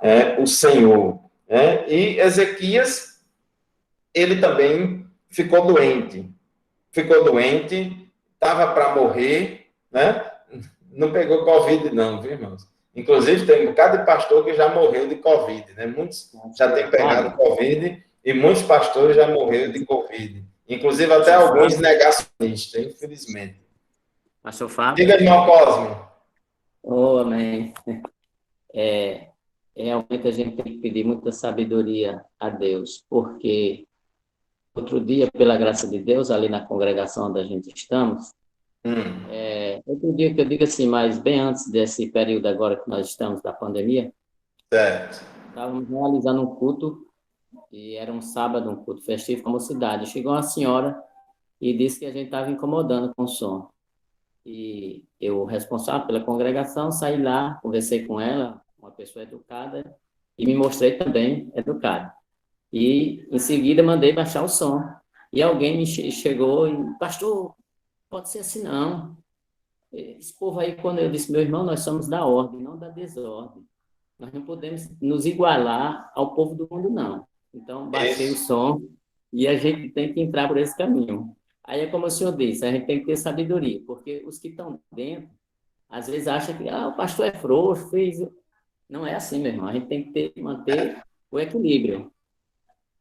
Verdade, meus irmãos. Tem muita gente, muito crente, e muitos líderes e até muitos pastores que embarcaram nessa canoa furada aí, dessa polarização excessiva que está havendo no Brasil, outra esquerda, outra direita, é um ódio muito grande, um vive em função do ódio pelo outro. Né? Na verdade, irmãos, são duas faces de uma mesma moeda ruim. Só que uma aponta a sua espada, as suas flechas para a extrema direita, e a outra aponta as outras flechas para a extrema esquerda, e está faltando bom senso, está faltando juízo, está faltando sabedoria, está faltando equilíbrio, né, nesse povo. E a igreja, irmãos, ela é coluna e firmeza da verdade. Ela tem que ser um ponto seguro, ela não pode embarcar num negócio desse, não, ela tem que se manter firme, né? Tem que se manter firme. Então, a gente não pode estar com essas brigas, né? O evangelho é de amor, o evangelho é de paz. A maior arma do crente é o amor. A maior arma do crente é o amor, e não o ativismo, não a violência, não os xingamentos, não o ódio, não as brigas e contendas. Não, é porque esse cabo é meu inimigo, então tem que estar... Irmãos, não é assim. Judas traiu Jesus, chamou lá os soldados, foram prender Jesus, e Jesus disse, amigo, a que vieste? Então, irmãos, Paulo disse, as nossas armas não, as armas da nossa milícia, as armas com que militamos, as armas com que lutamos, elas não são carnais. As nossas armas não são carnais, mas poderosas em Deus para destruir fortalezas. Eu já vi, irmãos, eu tenho conhecimento de pastores aqui no nosso estado que foi dar uma de arrochada em determinada cidade, porque tinha lá uns caras lá, inclusive gente errada, bandido, porque fez isso, e foi que o pastor foi querer dar uma de arrochada, porque não sei o que lá, os caras botou para correr, meu amigo. Se ele ficasse mais um dia na cidade, ia levar bala, desnecessariamente. Então, não é assim. Foram prender Jesus lá em Nazaré, a turma foi com gosto de gás para atacar Jesus, prender Jesus, apedrejar Jesus. Jesus não mandou cada discípulo dele pegar uma espada e vamos aqui travar uma briga para destruir o Golias, o inimigo. Não. Jesus correu, foi embora. Jesus saiu de fininho, desviou-se dele e foi embora, porque não convinha travar aquela luta. Então, meus irmãos, Ezequias, ele ficou doente de uma doença mortal e o próprio profeta Isaías foi usado por Deus para chegar lá em Ezequias. Ezequias estava no leito, Ezequias estava doente no leito, na cama. E aí, irmãos, crente também pode ficar doente, viu? Crente pode ficar doente, né? Inclusive de Covid também. Pastor Fábio, se cuide e tenha cuidado. Diga, irmão Caio. Essa enfermidade dele teve algum motivo ou era coisa por acaso mesmo dessa enfermidade dele? Doença natural. A Bíblia não diz que era consequência de pecado, essas coisas não. Doença natural, né? Como qualquer um de nós pode ficar doente, como Timóteo era muito doente. Timóteo tinha doença crônica, né? Muito doente. Paulo disse suas constantes enfermidades. Até o profeta Eliseu, que foi quem mais fez milagre, o profeta que mais fez milagre no Antigo Testamento foi o profeta Eliseu. E ele morreu de morte morrida, como diz o ditado. Eliseu morreu. Pregador abençoado, né, que prega, né, que ele se encosta a cabeça, né, pedindo que Deus curasse. Aí tem alguns abençoados, né, que estão subindo em alguns púlpitos pregando, né, como ele tivesse arrependido de alguma coisa. Aí a gente meditando assim vê que não é totalmente por aí, né? Uhum. É verdade, irmãos. Então, Deus mandou Isaías, né, chegar lá para Ezequias, né, e disse, põe sua casa em ordem, se prepare, porque você vai morrer. E aí, irmãos, ele não queria morrer naquela hora, ele não queria morrer naqueles dias. Ele queria batalhar pela vida, e ele ali na cama, no seu leito, ele orou a Deus e pediu a Deus para prolongar a vida dele. Ele pediu a Deus para não morrer, né, para prolongar a vida dele, né? Igual eu fiz outro dia, teve um dia que eu estava doente aí, e eu fiquei com medo, e eu disse, Senhor, não deixa eu morrer não, eu quero criar meus filhos, né? Eu quero ajudar minha esposa e meus filhos, estou preparado para ir para o céu, e seria muita alegria, mas eu preciso cuidar dos meus filhos, né? Eu fiquei com medo, né? Então, Ezequias fez essa oração, pediu para não morrer, pediu para viver mais. E Deus, irmãos, usou o mesmo profeta Isaías. O mesmo profeta Isaías que chegou lá na cama dele e disse, você vai morrer. O mesmo Isaías foi usado por Deus para voltar lá. Deus disse, volte lá, né? E diga a ele que ele vai viver mais 15 anos. Ele não vai morrer agora, né? Eu vou dar livramento a ele, não vou deixar ele morrer agora, vou deixar ele viver mais 15 anos, e como prova, para provar que eu vou cumprir com a palavra, eu vou fazer a réstia do sol retroceder 10 graus, né, no relógio de Acais, né? Lá tinha, na época, relógio de sombra, de sol, né? Conforme a posição da réstia, eles anotavam lá a hora do dia e tal. E o sol, irmão, voltou. A réstia do sol voltou. E imagina isso aí, irmãos, foi um milagre astronômico. Hoje, naquela época, ninguém sabia disso. Mas hoje, pela ciência, a gente sabe que os dias e as noites são determinadas o giro, a Terra girando em torno do seu próprio eixo. Na verdade, 24 horas é o tempo que a Terra volta, que a Terra... como é que se diz? 24 horas é o tempo que a Terra gasta para dar uma volta em torno do seu próprio eixo. Então, o Sol vai iluminando a Terra aqui de uma face dela, à medida que ela vai rodando, a resta vai mudando. Então, Deus fez retroceder 15 graus, ou seja, Deus parou, irmãos. Deus parou aí a Terra aí de girar por um momento para poder fazer esse sinal aí sobrenatural para confirmar. Mas a ciência diz que se a Terra parar aí de girar durante tantos minutos, a vida na Terra se acaba, há um desastre. Isso aconteceria, irmão, se fosse de forma natural, acabava com tudo. Mas foi um milagre. Um milagre. Deus é criador dos céus e da terra. Então, Deus pode intervir nas leis da natureza e fazer um milagre, né? Então, tudo está no controle de Deus.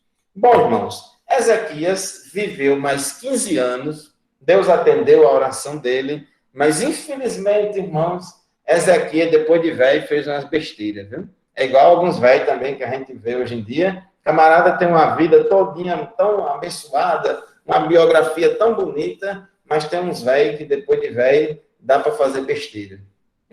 E foi o que Ezequias fez. Ezequias, irmãos, vieram uns espias, uns emissários do governo da Babilônia, vieram visitar Ezequias, vieram visitar o reino de Judá, visitar a congregação, visitar o palácio, cheio de elogio. Não, a gente quer ver, a gente tomou conhecimento da sua glória, do seu reino, da sua prosperidade, do que Deus tem feito aí. Aí Ezequias ficou todo bobão, irmão. Irmão, cuidado com o elogio do mundo, viu? Cuidado com certos elogios. Aí Ezequias ficou muito bobão.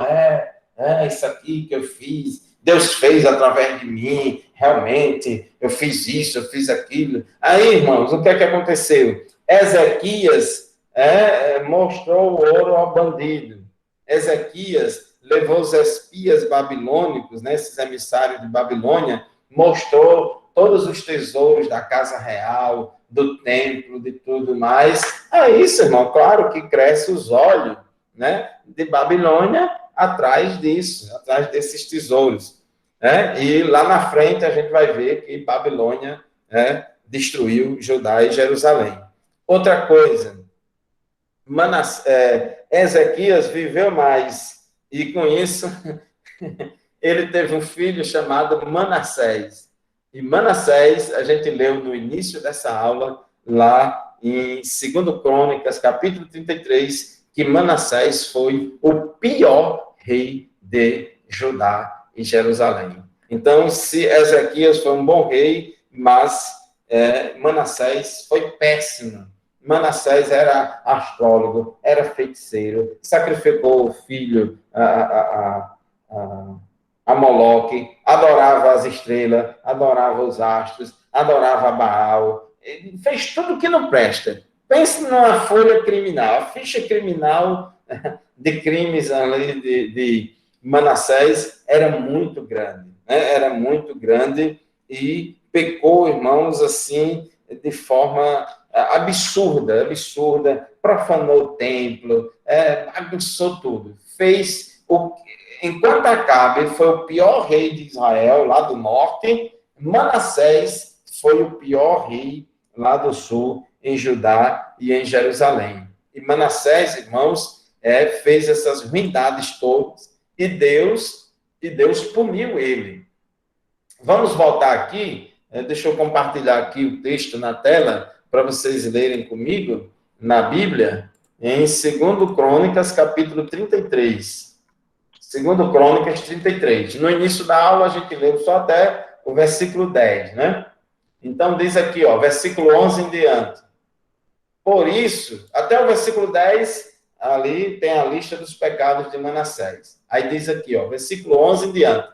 Por isso o Senhor enviou contra eles os comandantes do exército do rei da Assíria, os quais prenderam Manassés, colocaram-lhe um gancho no nariz e algemas de bronze e o levaram para a Babilônia. Olha lá, Babilônia, lembra dos emissários de Babilônia, que poucos anos antes, no reinado do pai de Manassés, foi lá bisbilhotar os recursos, o ouro da casa real, botaram um gancho no nariz dele, como aquelas argolas que botam no boi para amarrar a rédea, né? Então, humilhou Manassés, algema de bronze, e levou Manassés preso para a Babilônia. E lá, estando preso na Babilônia, irmãos, diz o versículo 12, em sua angústia, ele buscou o favor do Senhor, o seu Deus, e humilhou-se muito diante dos deuses dos seus antepassados. Olha aí, irmãos, Manassés, aí é que está, irmãos. Às vezes, tem gente que acha que se um crente for o prefeito, se um crente for o governador, se assumir o Palácio do Planalto, um cristão, um crente, todos os problemas vão se resolver, vão se acabar. Irmão, não é assim. Não é um paletó de pastor que transforma o coração do homem, não. Não é uma batina de padre que vai transformar o coração do homem. Não é. O homem é mau em sua própria natureza. Todos nós somos falhos. Né? Então, o que é que acontece? Manassés foi muito ruim. Agora, Manassés, irmãos, ele foi filho de um pai muito crente, que era Ezequias. Manassés, ele presenciou e viveu e conviveu durante todo aquele avivamento.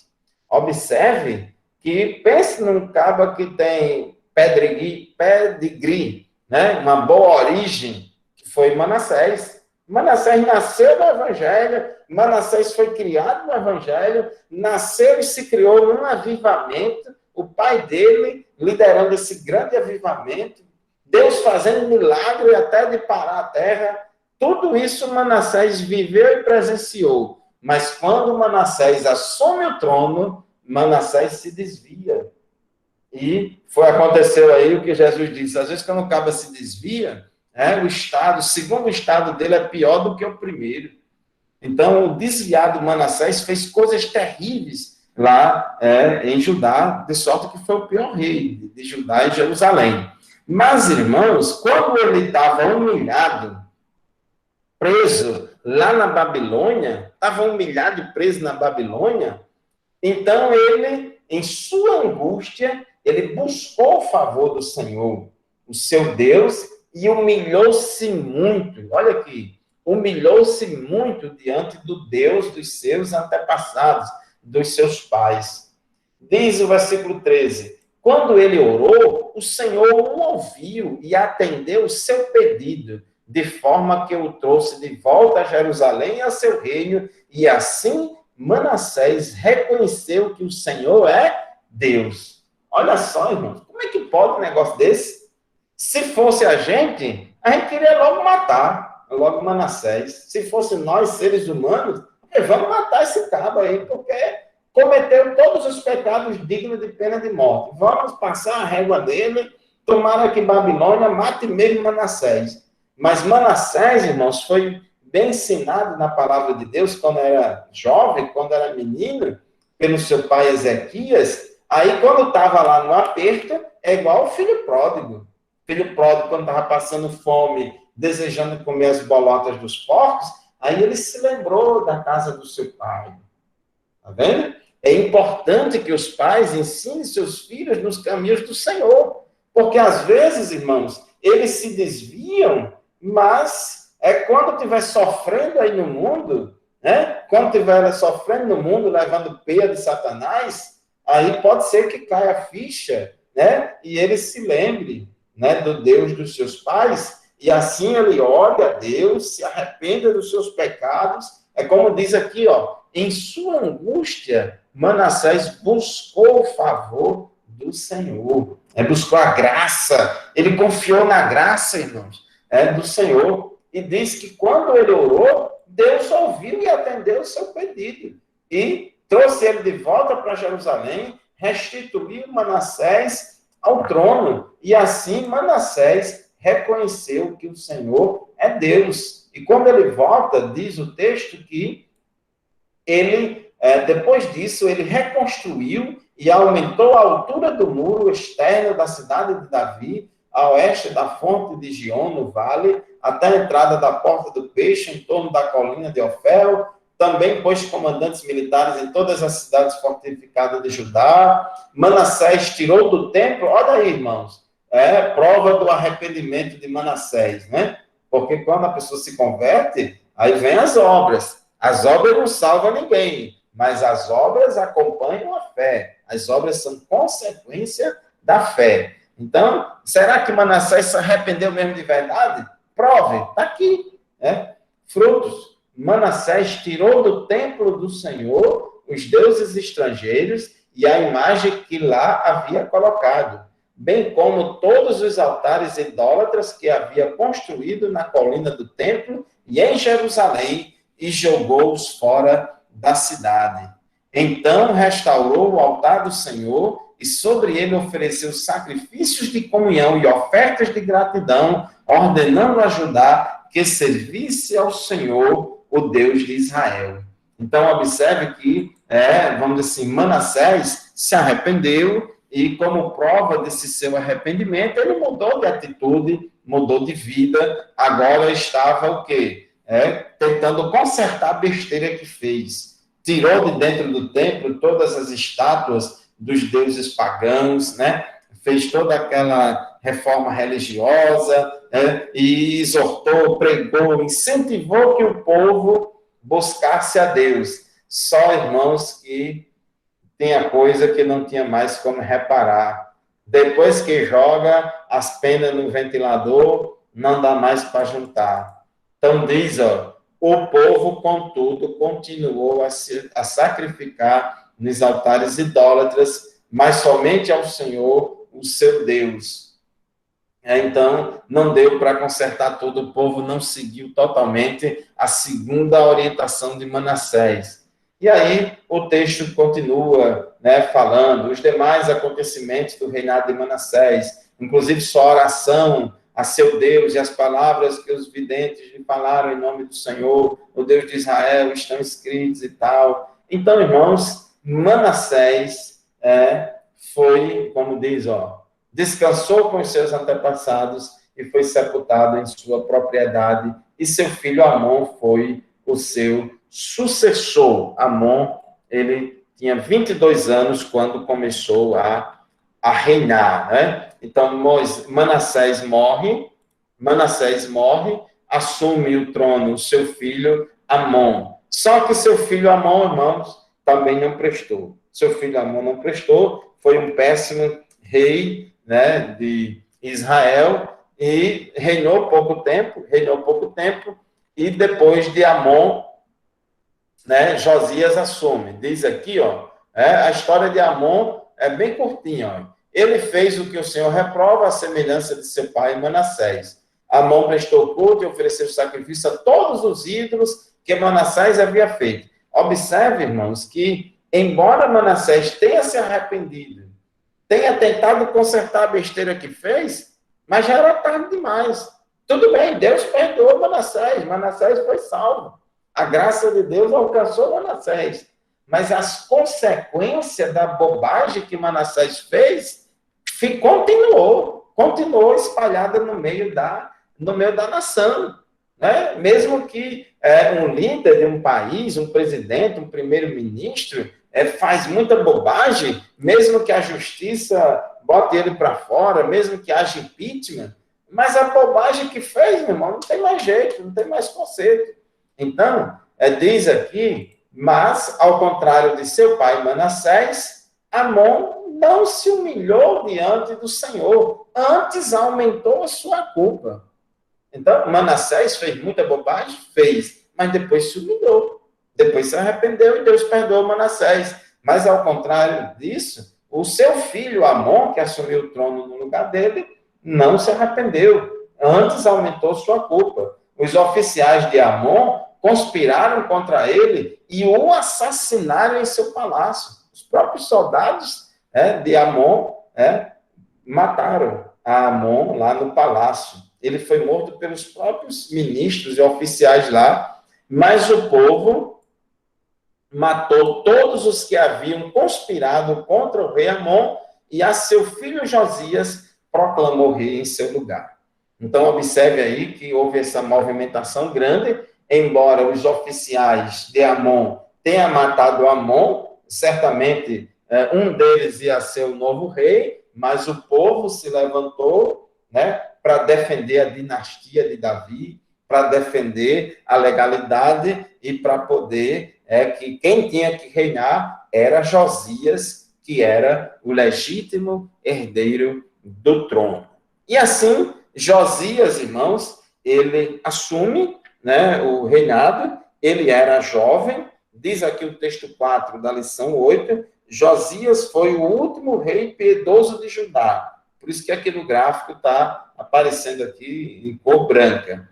Josias foi o último rei piedoso de Judá. Dos 8 reis que receberam a aprovação divina, só ele e Ezequias foram designados bons sem ressalva.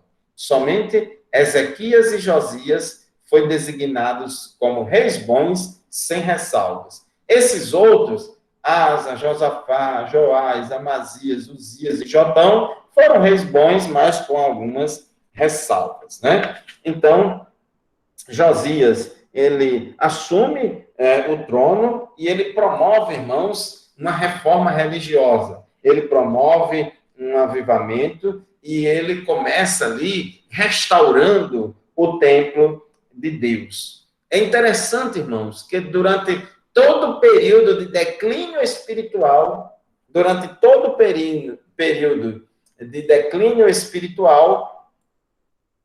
o povo abandonava o templo. E o templo estava caindo aos pedaços, porque, ora, se o povo não ia adorar a Deus, se Deus não tinha nenhum valor, então o templo de Deus também, todo mundo deixava abandonado. Então, Josias iniciou sua reforma religiosa, né, destruindo os mais notórios focos de idolatria de Judá, reconstruindo o templo de Deus. Durante as obras de restauração do santuário, foi achado o livro da lei. Olha só, irmãos,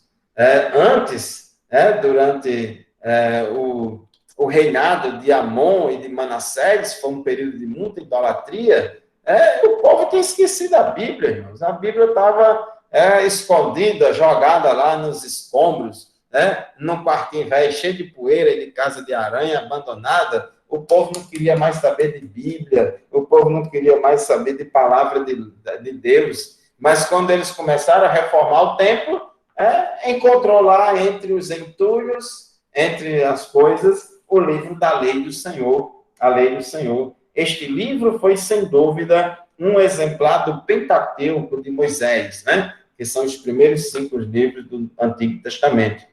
Na sua tentativa de apagar todo vestígio da lei de Deus, Manassés e Amon tinham destruído quase todos os exemplares existentes do Pentateuco, né? Então, irmãos, toda vez que a igreja despreza a palavra de Deus, então, irmãos, o povo entra em declínio espiritual. É a palavra de Deus, né, que faz com que a igreja seja avivada. Então, o sacerdote lá encontrou o livro da lei e foi uma surpresa encontrar o livro da lei de Deus.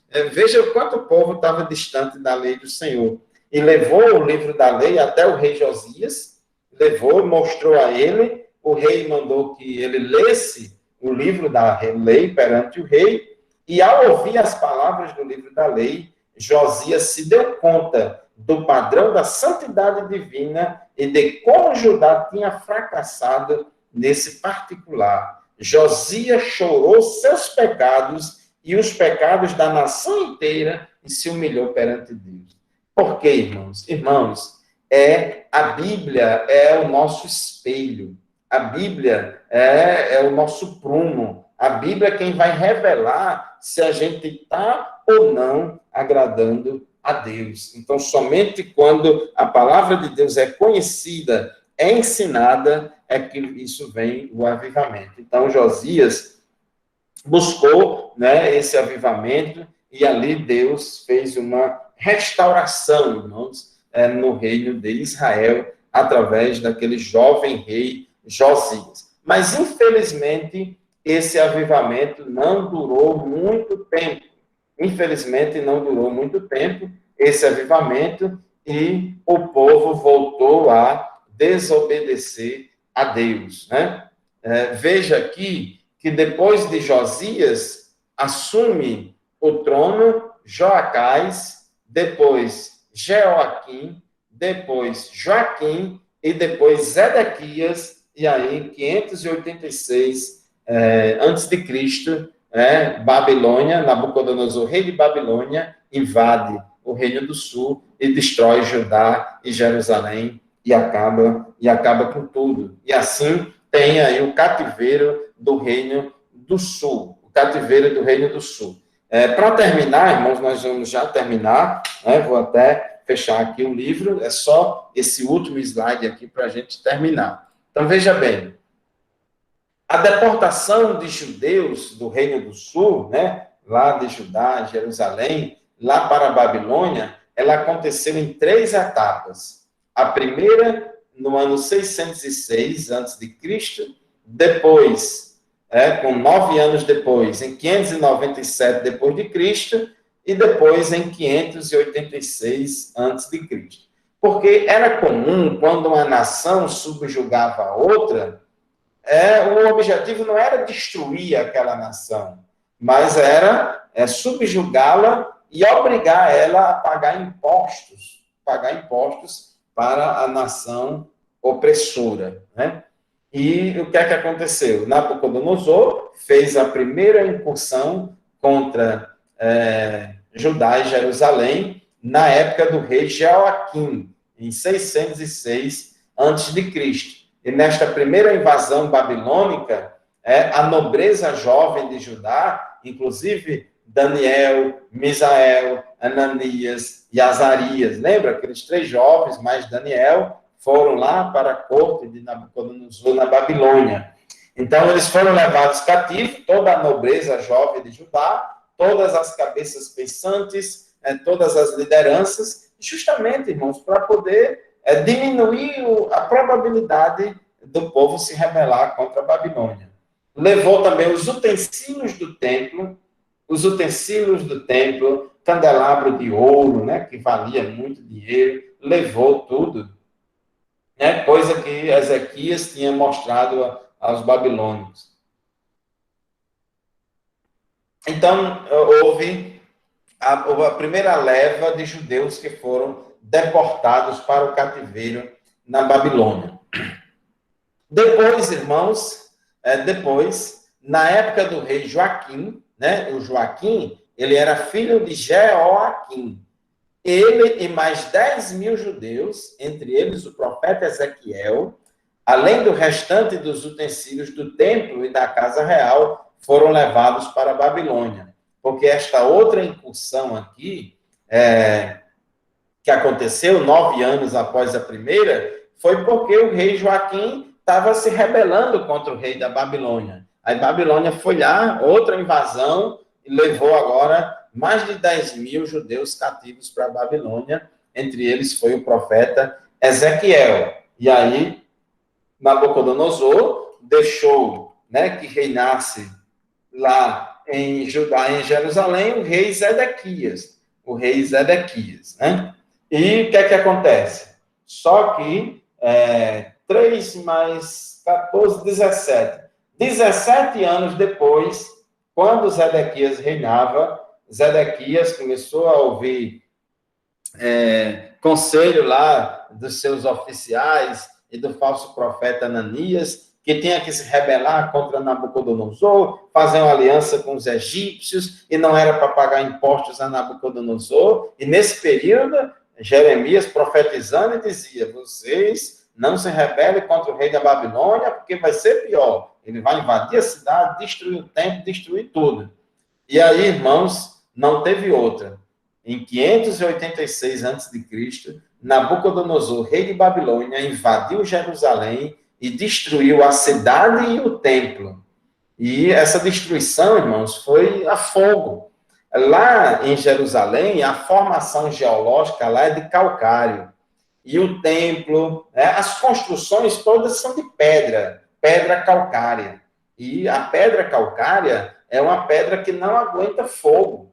Quem é aqui da região de Mossoró sabe que essa pedra branca, calcário, que se usa para fazer calçamento, se você botar fogo nela, ela vira pó. É isso que é feito nas caieiras, né? Para fabricação de cal. Quem fabrica cal, né? A cal virgem, né? Que é óxido de cálcio. O que é a cal virgem? Nada mais é do que a pedra calcário que coloca fogo nela, ela vira pó. Então, Nabucodonosor colocou fogo nas muralhas de Jerusalém, colocou fogo no templo e acabou com tudo. Tudo virou pó, destruiu tudo. O rei Zedequias e o restante de Judá, menos os pobres e Jeremias, foram levados cativos para a Babilônia.